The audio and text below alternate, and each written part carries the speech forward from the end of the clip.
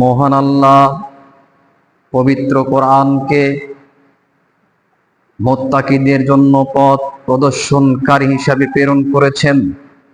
অতএব এতে কোনো সন্দেহ করা যাবে না, এই পবিত্র কোরআন সমগ্র মানব জাতির জন্য হেদায়েত স্বরূপ।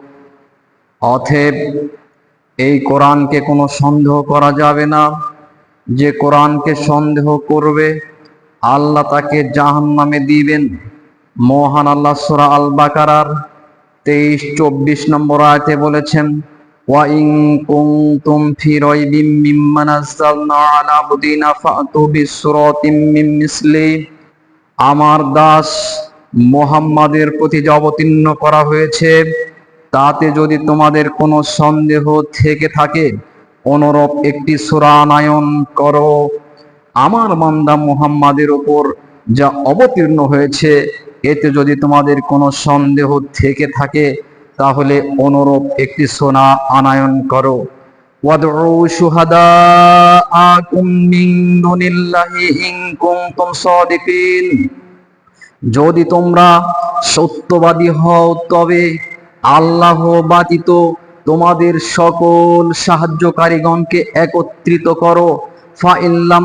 ফাইল্লাম তাফআলু ওয়া লান তাফআলু।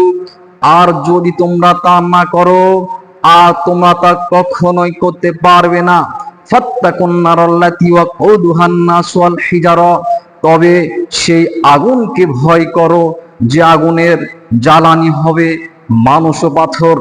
এতে সন্দেহ করলে আল্লাহ আপনাকে চ্যালেঞ্জ ছুড়ে দিয়েছেন। তিনি বলেছেন যে এই যে কোরআনে 114টি সূরা রয়েছে, এর মধ্যে থেকে একটি যে কোনো সূরার মতো সূরা তোমরা আনয়ন করো।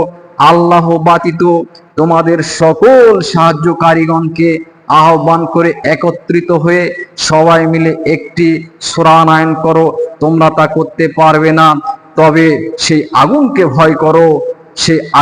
ভয় করো যে আগুনের জ্বালানি হবে, খড়ি হবে মানুষ ও পাথর। মহান আল্লাহ সূরা আল আরাফের 36 নম্বর আয়াতে বলেছেন, ওয়াল্লাযীনা কাযযাবু বিআয়াতিনা ওয়াস্তাকবারু আনহা। যারা আমার আয়াতকে প্রত্যাখ্যান করে, ওয়াস্তাকবারু আনহা এবং অহংকার করে মুখ ঘুরিয়ে নেয়। যারা আমার আয়াতকে প্রত্যাখ্যান করে, অহংকার করে মুখ ঘুরিয়ে নেয়, উলাইকা আসহাবুন নার। তারাই জাহান্নামী। হুম ফিহা খালিদুন। সেখানে তারা স্থায়ী হবে। যারা আল্লাহর আয়াতকে অহংকার করে মুখ ঘুরিয়ে নেবে, ফিরিয়ে নেবে, এরাই মূলত জাহান্নামী। এরা জাহান্নামে যাবে। অতএব আল্লাহর আয়াতকে মেনে নেওয়ার চেষ্টা করুন, অহংকার করে লাভ হবে না। মহান আল্লাহ সূরা আল আরাফের 40 নম্বর আয়াতে বলেছেন, ইন্নাল্লাযীনা কাযযাবু বিআয়াতিনা ওয়াস্তাকবারু আনহা। নিশ্চয় যারা আমার আয়াতকে প্রত্যাখ্যান করে, ওয়াস্তাকবারু আনহা এবং অহংকার করে মুখ ঘুরিয়ে নেয়, ফিরিয়ে নেয়, লা তুফাত্তাহুম লাহু আবওয়াবুস সামাই। লা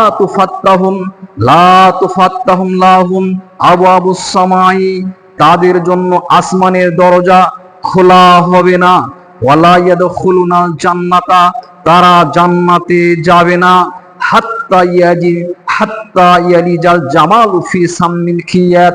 যে পর্যন্ত সোঁসের ছিদ্র দিয়ে ওট প্রবেশ করে। সোঁসের ছিদ্র দিয়ে ওট প্রবেশ করা যেমন অসম্ভব, ওই ব্যক্তিদের জান্নাতে যাওয়া তেমন অসম্ভব। কাদের? যারা অহংকার করে আল্লাহর আয়াতকে প্রত্যাখ্যান করে মুখ ঘুরিয়ে নেয়, এরা জান্নাতে যাবে না। এরা জান্নাতে যেতে হলে সোঁসের ছিদ্র দিয়ে ওট প্রবেশ করতে হবে। কখনো কোনোদিন সোঁসের ছিদ্র দিয়ে কি ওট প্রবেশ করতে পারে? এটা কি কখনো সম্ভব হতে পারে? এটা কখনো সম্ভব নয়। ওই লোকগুলো জাহান্নামে যেতে হবে। জান্নাতে যাওয়া এইরূপ অসম্ভব সম্ভব নয়। অতএব আল্লাহর আয়াত সামনে আসলে মেনে নেওয়ার চেষ্টা করুন, ওহীর বিধান গ্রহণ করুন। ইহকালে সুখে শান্তিতে থাকতে পারবেন, পরকালে আপনার জন্য সুখময় জান্নাত হয়ে যাবে।